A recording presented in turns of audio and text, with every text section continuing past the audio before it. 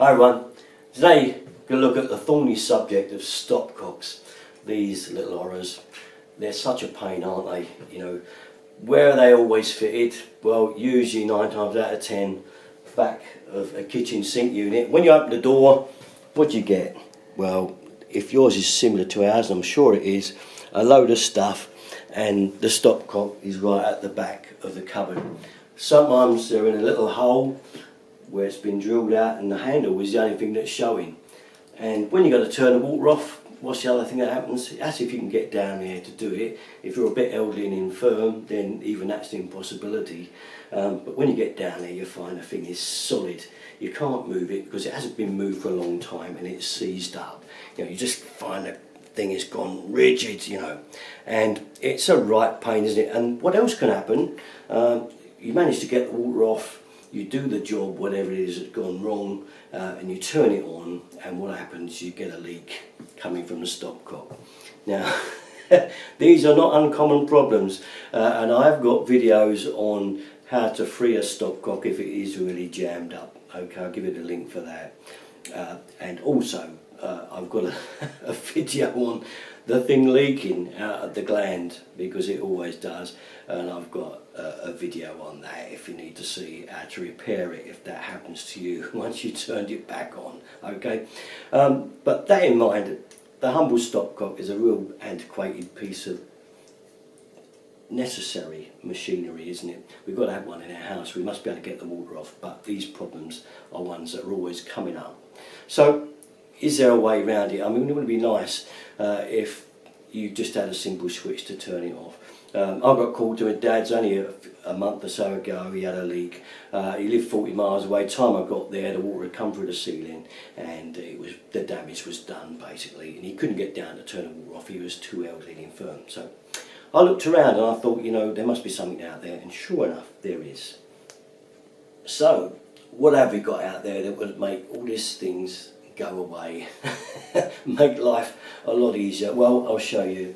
And it's this from Sure Stop, and it's a switch on the wall. You just turn the switch and the water goes off.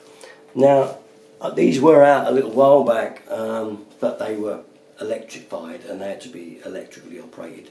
I didn't go near them then because the complications of having wiring and sockets and stuff to make this electrified wasn't worth it. But things have changed, and the fact it just works by water pressure makes it even better still, doesn't it? There's lots of different varieties of these around, different models and different shapes and sizes, different switches. This just happens to be this particular one.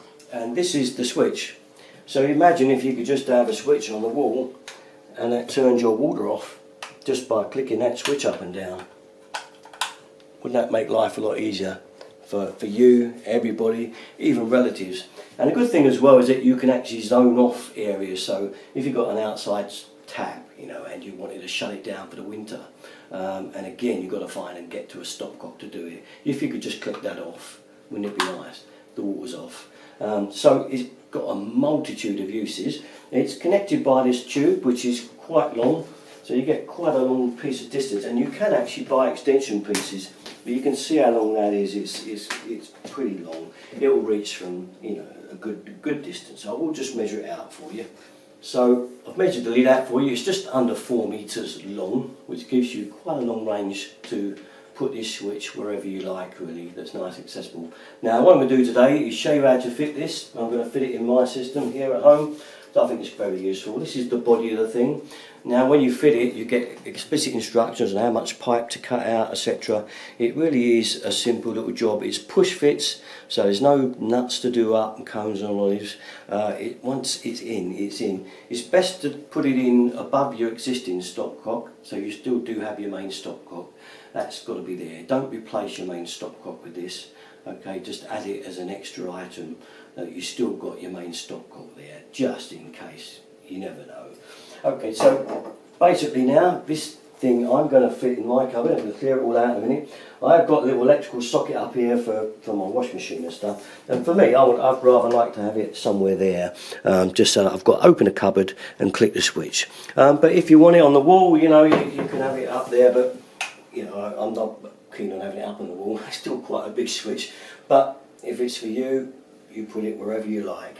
And all we've got to do is connect it up with this extra tubing. So without further delay now, I'll get down into the cupboard, clear it out and show you my setup. Well, 20 minutes later and there's all the stuff out of the cupboard. I expect yours has probably got just as much in. Here's what a cupboard looks like when it's empty. Jan's having a moan. And I've took the waste trap off just to clear the decks a little bit, and I've took that shelf out that was here to gain access. Now mine's going to be a little bit tricky to do because as you can see my mains comes up here from this stopcock and then goes into a T. So what I'm going to do, because that goes up to my cold tap and then it goes down under the floor and back up to the roof tank, so I've got to keep this T intact. So what I'm going to do is I'm going to cut this out and bring the pipe up and cut it in with the tap up here. I'll show you all, don't worry, it'll become clear.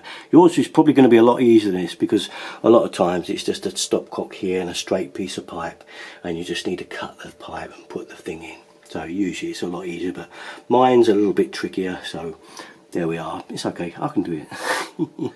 Well, first things first, and don't forget this is very important, either turn your water off out the front or turn it off on the stopcock that's going before your valve, okay? Turn it off. Mine's only on a cracked a small way anyway. Make sure it's off by opening the kitchen tap, and once that stops running, you know you're ready. Now when we make any cuts in this pipe work around here, we will get some dead water back because it's obviously at a low point. There is a drain off on this particular old tap, but I'm not going to bother with that. I'm just going to catch what comes through. These very seldom work after they've been in a long time. They're usually jammed shut with the washer stuck fast on the seating, so nothing happens. So I don't worry, I just make the cut and catch the water. Once it's out, it's out.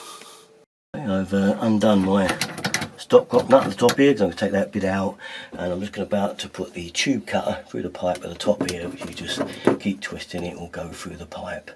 And then we're going to make a incision down here, take this off, this T down here, and then renew it from there on in, because none of that's any good. This old valve looks like it's been in and leaking and whatever for years, so we've got on with that now.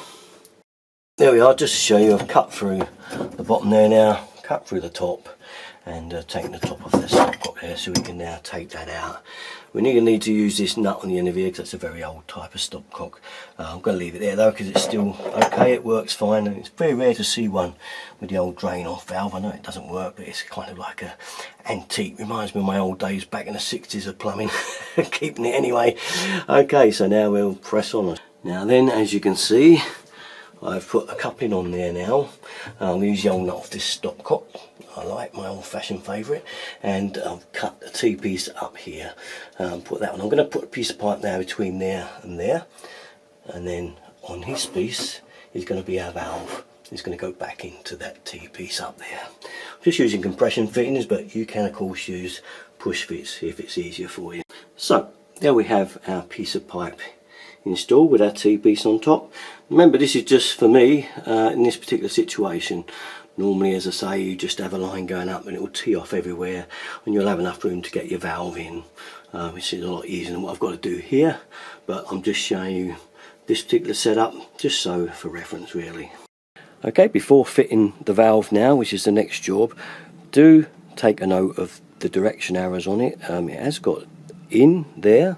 Okay, so you know that's coming in from your stopcock and out on the other end. Make sure it is fitted the right way up. Okay, it's just a little tip. Make sure that's done properly so you can't go wrong. There is a couple of little dip and law arrows there, look. Make sure you get it right. Okay, so there's the body of the valve on our first bit of pipe work from the stopcock. Now we've just got to get it connected back onto our T up there. Well, there we have it. Our valve is now inserted, and we're ready to go about fitting the top.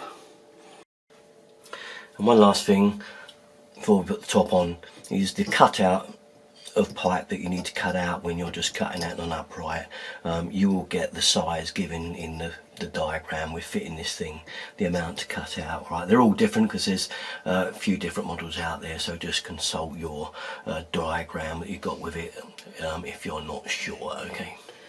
Right, with the body housing now, we feed our bits of tube through into the housing. There's a set amount of distance for this to come out of the mounting and feed it back through the rails and back round. I've just pushed them through at the moment just to show you where they came through on there, like so. You can see that there. And on this particular model we have to leave 8mm of tube either side protruding. Well, there we are. Once the tubes are in place in the holder, we just snap this back plate on top there to clamp it all in place. Now with the top on, we're now ready to fit it onto the valve. Well, the next bit of our operation now is to fit the actual valve together with the lead, and as you can see there is a hole here and here, and that's for the tube to go into. So we literally put them in there like so. I don't know if you can see them with enough light. Let's do it around that way and you can see where they've got to go. There we are, and we've got to push that in there now, and when they go in past 2 O-rings, we clamp these clips, sorry about that, moving the camera, over the top of the valve. I'll show you what I mean. Okay, so I'm just going to push it into it now. As you can see, it's just going onto the valve, and give it a good push here. That click, that's in, and we'll do the bottom one, that'll also click in, and we're done then. So see, there she is in. Now don't forget one other thing, if you've got an earth bonding, like I've got, usually you get one here, so mine's on the other pipe, usually get one here. Once you cut this piece of plastic in, if that's your bonding going up to your tap, you will need to put a link between there and the top of your valve. Okay, in my system no problem, because mine's on the other side running back down, and it goes to a piece of plastic just under the floor there on my main stopcock anyway. But it's just something to remember if that's your earthing strap. But mine goes up there and is earthed again up there if you've got bonding. If you look at the instructions with this one has got security ties, and it does say that it's to ensure that tubing is not tampered with after installation, and you can see where it goes there, and apparently if you don't put this on, the guarantee will be void. So very important to get these 2 clips on across the valve there, as you can see, across the body. So there we are, there's our ties on there, one on here, and I'll put a white one down the bottom so you can see it really clearly where it goes round that lug. I think the idea as well, it's a good fail safe if these clips ever let go, and kind of it would give you second protection because they're holding it on tight as well. Right then, so I've not cut my cable because in case I want to move it somewhere else, this switch, it leaves me plenty of length. I don't want to have to try and buy new piping for it, so I've left it coiled up, which is fine if you don't mind. It's under a cupboard, not going to see it. I'm going to put the shelf back, tuck this up round the back, and we've got our switch on here, and we're kind of all ready more or less to try it out. Right then, so that's about the job really. So what happens now in this instance? Okay, so you've got a burst pipe. Initiate that as a burst pipe, water running, and we're going to turn the water off. So we open the old cupboard door. Oh my god, it's full up with stuff. What are we going to do? We've got to get all this lot out first before we can even get the water off. And then when I get to the stopcock, it's probably seized up. It hasn't been turned for ages, or it doesn't shut off properly, and the water meanwhile is flooding your entire house. But with one of these, what happens? You just reach in here and go like this. Click. Oh look, the water's off. Well. You know, that's got to be worth a bit of anybody's money, isn't it? Just to be able to do that in emergency. So just fancy if you've got someone elderly, infirm, who couldn't possibly get down there to turn that off anyway, even if it was free, and they've got an emergency, a burst pipe. Well, if my dad had that a little while back, it would have saved me rushing down there, him being flooded out, and what a mess, you know. So one of those has gone in there as well. Great idea. So if you want something to really save a hell of a lot of problems for you in the long run, and something that's very easy, and once fitted, as I've shown you, it is dead easy to do. A no problem job, a no-brainer, a great idea. Alright, that's it, Sure Stop, they're a great thing, I love them, and maybe it's for you. Showing you how to fit it, you can do it yourself, they're dead easy, push fit, no problem at all. Okay, it's a DIY job. I think it's one of the better ones for me, I'm hoping. Okay, thanks very much for watching. You know where to go. Derrick and 33, everything we've got. Thanks for watching. Bye bye.